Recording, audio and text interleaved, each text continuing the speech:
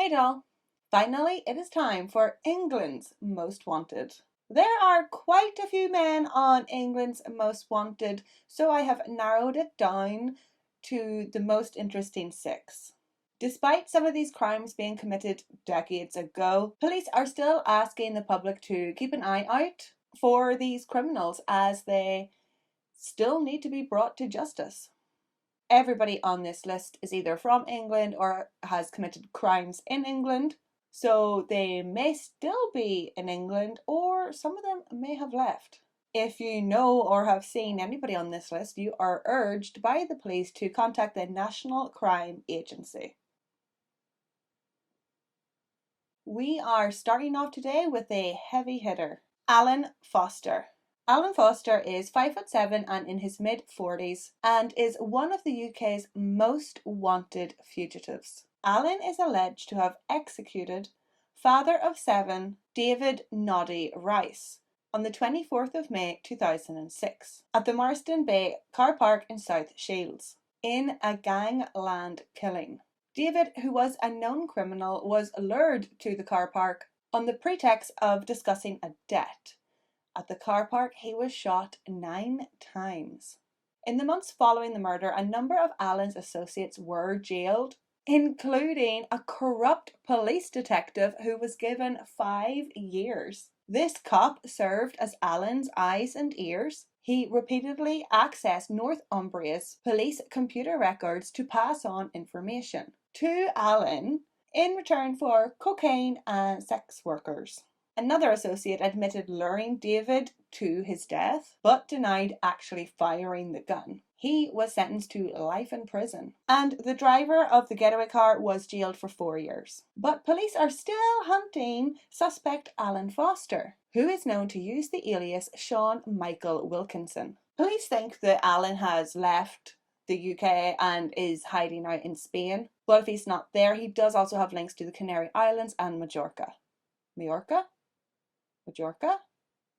Police have weirdly dubbed him the Mr. Big behind the killing, which is weird because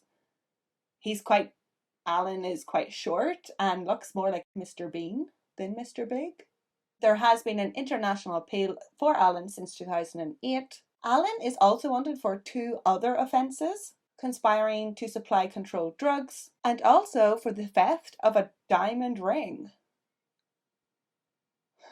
A reward of up to £5,000 has been offered by Crime Stoppers for any information leading to Alan Foster's arrest. Alex Mail, who I'm sure thinks he's an alpha male. Alex Mail, alpha male. Joke. Alex is about 6 foot, blonde hair and muscular. I'm not sure why. They took a mugshot photo of him. They had him. But police don't know his age. He's estimated to be between 25 to 30. But to me, he looks mid-30s in this photo. No? Alex has a number of distinctive tattoos, including a skull on his Adam's apple. His right arm has a full tribal sleeve that goes onto his chest. And on his left arm is a full sleeve of his family tree. Oh. He has an angel on his back, live tattooed on his right hand, and love tattooed on his left hand. Just so when he's beating people up. Live, love, live, love, live, love. I love you, mate. His left hand also has a swallow and there's 3 stars on his wrist. Why do criminals get so many tattoos? It makes them so identifiable. What is that all about? If you're doing shady business, don't you want to blend in? Alex Mail has been wanted and on the run since 2020. He is alleged to be a regional distributor of drugs across the southwest of England, buying and selling drugs and managing other distributors who worked under him. Very organised. Alex is accused of money laundering, conspiracy to supply cocaine and ketamine, and conspiracy to acquire a firearm. Oh dear. So if you see him, do not approach. He may have a gun. Instead, just contact the National Crime Agency. Number 3, I think we're on, Jack Mail. Wait, Mali? Is his name Mail also? Mail? May? Lee Mail. Malay? Jack is from Croydon. He is in his early 30s, 5'11" and an avid gym goer, and so quite muscular. Jack also has tattoos. His left hand says money never sleeps, 1220, and a small heart, whatever that is all about. His right hand has the tattoo of an eye with like hands around the eye, and I don't know if it's in the eye or outside the eye, but he also has the word littles tattooed. Jack's back is also tattooed, and his neck is tattooed with warriors and religious figures like fighting on horses. Nah.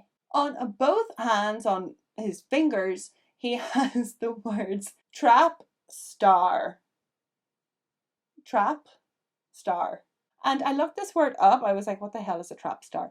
And I looked it up, and apparently it is, or it was, a popular like clothing brand from London. I never heard of them. Jack is also wanted for drug trafficking in suspicion of the supply of MDMA, diazepam, and methylphenidate,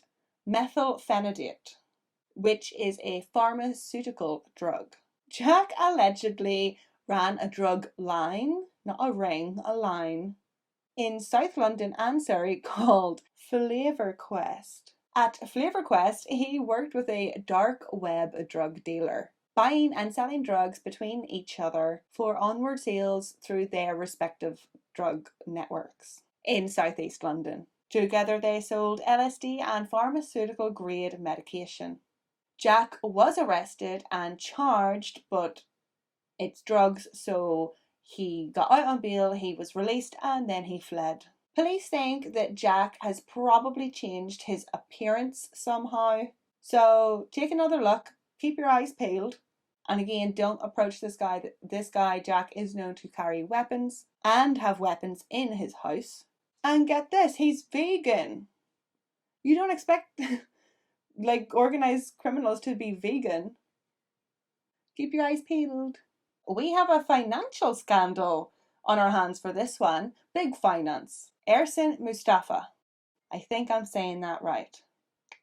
Between 2006 to 2008, Ersin is believed to have been involved in insider trading with 7 other individuals. Why do they never trade with me? This happened while Ersin was employed by infamous bank, the London branch of JP Morgan. At the investment bank, Ersin managed the secure printing room. Although it doesn't seem to be very secure, Ersin was allegedly able to obtain confidential documents from the printers, as well as information about future acquisitions and mergers, all from the bank's printers. This is illegal. Not only was he stealing and sharing information from JP Morgan, he was also stealing information from a multinational investment bank where his brother Ali Mustafa worked. Ersin has been accused of playing the pivotal role in sourcing, printing, and distributing the market-sensitive information. This information was obviously given to other people and traders who used it to invest. Over a 2-year period, the group made approximately £2.5 million in criminal profit. But I mean, like Wall Street, that's like a drop in the bucket now. I mean, those guys lose that every day. Not that you should just go in there and just like break the law. In July 2008, Ersin was arrested and then released on bail. He then failed to turn up to a police interview a few months later, and it is believed that he fled the UK in December 2009. The last place we knew he was in the Turkish-occupied northern Cyprus. His brother Ali Mustafa and 5 others were sentenced to jail terms, but Ersin Mustafa is still at large. Ersin is quite short, coming in at only 5'4", so he should be easy to spot. He is a stocky build with dark hair. He is not violent or physically dangerous, but police are still looking for him, so if you see him, give them a call. Kevin Thomas Parle. Kevin Parle is sought in connection for 2 murders in Liverpool, and he has been on the run for about 20 years. Detectives on Merseyside want to speak to Kevin over the shooting murders of Liam Kelly and Lucy Hargraves.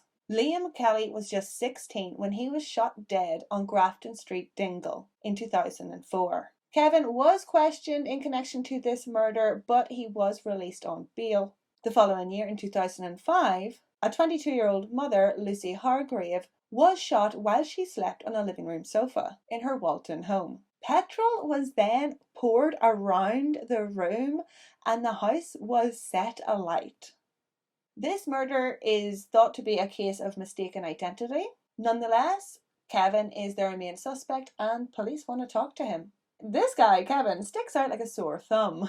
He is 6'6", with short ginger hair, shaved, and goes by the nickname Hemp.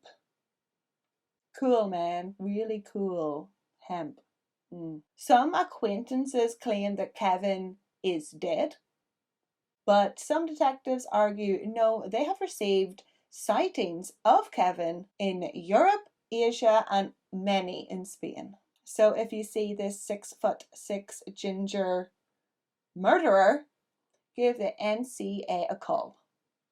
And lastly, this guy, Christakis Philippipou.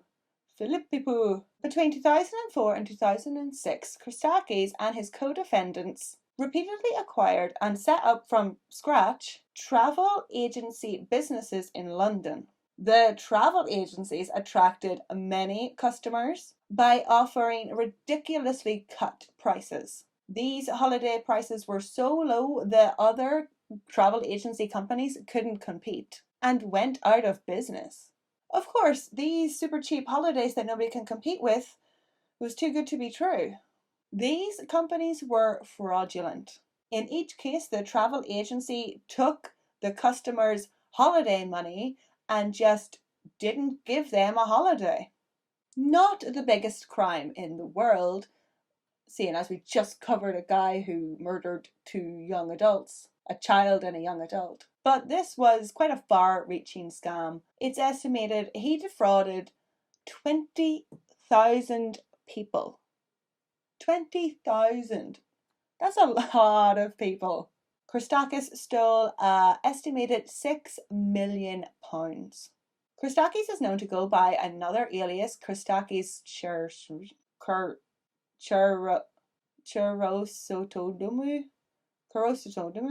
Christakis is about 5'5". He is in his mid to late 70s. He's getting on.